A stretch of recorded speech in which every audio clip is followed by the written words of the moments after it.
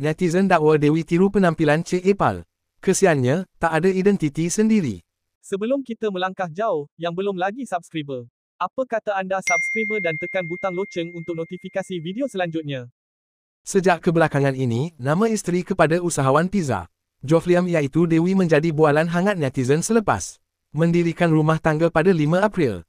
Terbaru, menerusi hantaran yang dimuat naik oleh seorang pengguna thread @Halina Kamaluddin, netizen dakwa Dewi meniru penampilan influencer Cik Epal yang juga merupakan bekas isteri Jofliam dari segi gaya tudung dan padanan warna baju.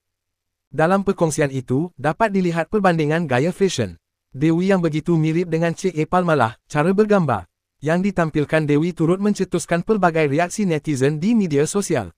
Susulan itu, persamaan penampilan yang begitu ketara dengan Cik Epal telah menyebabkan ramai menganggap Dewi tidak mempunyai identiti sendiri. Sebelum ini, nama Dewi menjadi bualan hangat ramai apabila dia dituduh menjadi orang ketiga sehingga menyebabkan keruntuhan mahligai Jofliam dan bekas isterinya, Cik Epal. Untuk rekod, Jofliam pernah berkahwin dengan Cik Epal pada 1 Jun 2014, namun disahkan bercerai pada tahun lalu selepas 10 tahun mendirikan rumah tangga. Hasil perkahwinan itu, mereka dikurniakan 2 orang cahaya mata, iaitu Han dan Yuki. Jofliam kemudiannya bernikah dengan Dewi pada Sabtu lalu, dalam sebuah majlis di Ampang yang hanya dihadiri keluarga dan rakan terdekat.